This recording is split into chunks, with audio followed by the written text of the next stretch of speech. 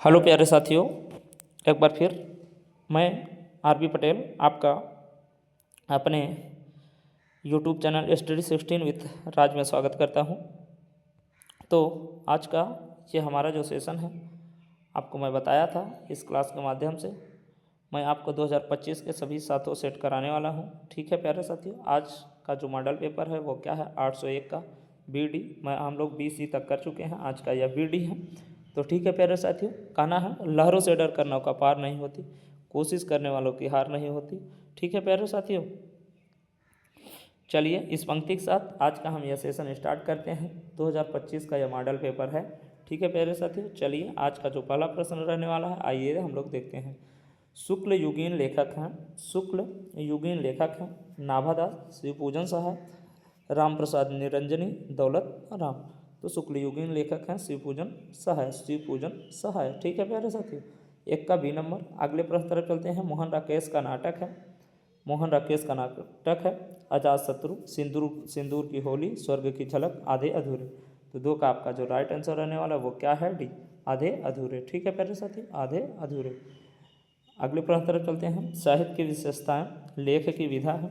साहित्य की विशेषताएं, लेख की विधा है। आलोचना, उपन्यास, निबंध, नाटक। तो साहित्य की विशेषताएं, लेख की विधा है, तो किस विधा की रचना है, वो निबंध विधा की रचना है। ठीक है प्यारे साथियों। महके आंगन चहके द्वार। तो आपका जो राइट आंसर रहने वाला है महके आंगन चहके द्वार का वो क्या है, कन्हैयालाल मिश्र प्रभाकर, महादेवी वर्मा, राम वृक्ष बेनीपुरी, प्रभाकर माचवे। तो आपका जो राइट आंसर रहने वाला है वो क्या है, कन्हैयालाल मिश्र प्रभाकर। ठीक है प्यारे साथियों। उसने कहा था प्रसिद्ध कहानी के कहानीकार हैं। उसने कहा था, इस कहानी के कहानीकार कौन है, राजा शिव प्रसाद सितारे हैं, इंशाअल्लाह खां, चंद्रधर शर्मा गुलेरी, बंग महिला। तो आपका जो राइट आंसर है वो क्या है, चंद्रधर शर्मा गुलेरी। ठीक है प्यारे साथियों। रीतिबद्ध काव्यधारा के कवि हैं केशवदास, घनानंद, ठाकुर, इनमें से कोई नहीं। तो 6 का आपका जो राइट आंसर रहने वाला है वो क्या है, केशवदास। 6 का ए नंबर केशवदास। ठीक है प्यारे साथियों, चलिए अगले प्रश्न तरफ चलते हैं। प्रयोगवाद युगीन कृति है, कामायनी, प्रिय प्रवास, रंग में भंग, धूप के धान। तो 7 का आपका जो राइट आंसर रहने वाला है वो क्या है, धूप के धान। ठीक है, ये देखो रिपीटेड प्रश्न है, BB में भी आया था, मॉडल पेपर BB में भी आया था ये, और ये BD में भी आया। ठीक है प्यारे साथियों, इसलिए मैं कहता हूँ आप इस क्लास से रेगुलर जुड़ा करिए। आपका 20 में 20 ये हमारी गारंटी है, आपका प्रश्न एक भी कहीं बाहर से नहीं आएगा। चलिए अगले प्रश्न तरफ चलते हैं। आज का 8वां प्रश्न सुमित्रा नंदन पंत की रचना है। हिमतरंगिनी, चिदम्बरा, यशोधरा, त्रिधारा। तो 8 का आपका जो राइट आंसर रहने वाला है वो क्या है, चिदम्बरा, जिन्हें चिदम्बरा पे ज्ञानपीठ पुरस्कार भी प्राप्त हुआ है। ठीक है, ये प्रश्न आया था, ज्ञानपीठ पुरस्कार सुमित्रा नंदन पंत को उनकी किस रचना पे मिला है, चिदम्बरा पे। तीसरा सप्तक का प्रकाशन वर्ष क्या है, तीसरा प्रकाशन वर्ष क्या है, 1959। 9 का बी नंबर। ठीक है प्यारे साथियों, पहला क्या है 1943, द्वितीय क्या है 1951, तीसरा क्या है 1959। तो यहाँ तीसरा पूछा था, तीसरा। इसके प्रमुख लेखक कौन हैं, अज्ञेय। 10 नंबर गंगा लहरी के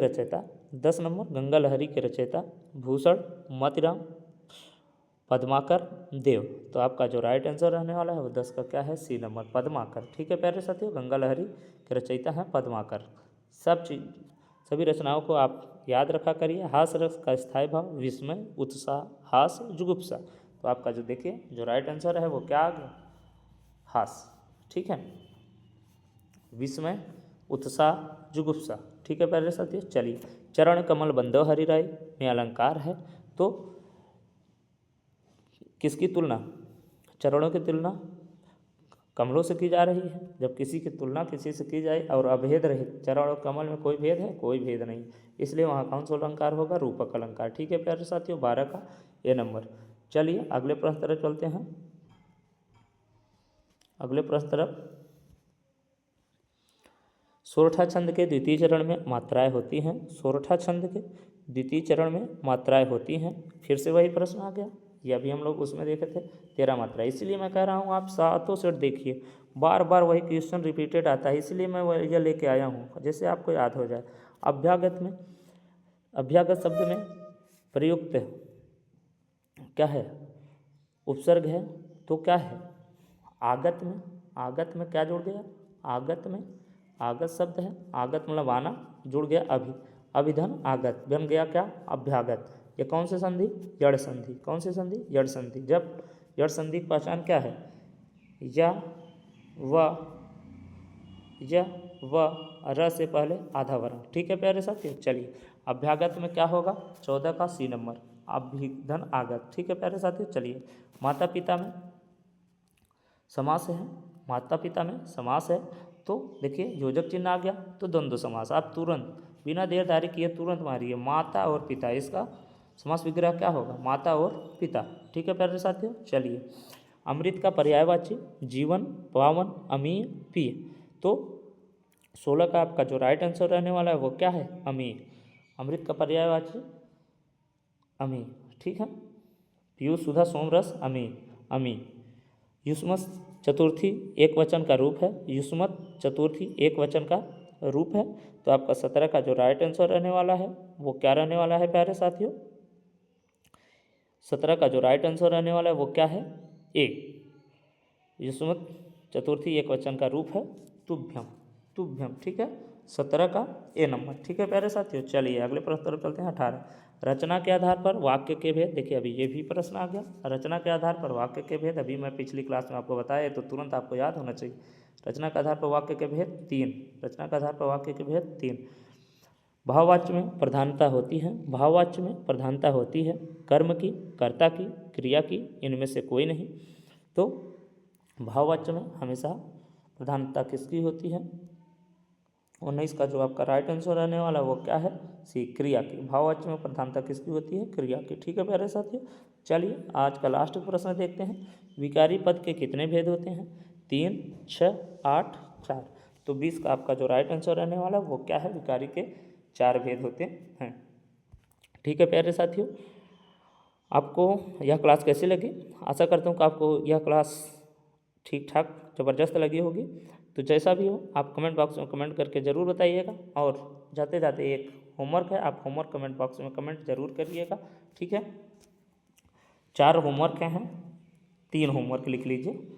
यहाँ थोड़ा सा कहाँ से खाली स्थान पे हम लोग लिखते हैं। ठीक है, चलिए यहीं ऊपर लिख लेते हैं। ठीक है प्यारे साथियों, होमवर्क ध्यानपूर्वक सुनना और कमेंट बॉक्स में सभी का आंसर कमेंट करना है, नहीं तो मैं अगली क्लास में बताऊँगा। हिंदी का प्रथम उपन्यास आपको बताना है। दूसरा, हिंदी खड़ी बोली गद्य की प्रथम रचना, खड़ी बोली गद्य की प्रथम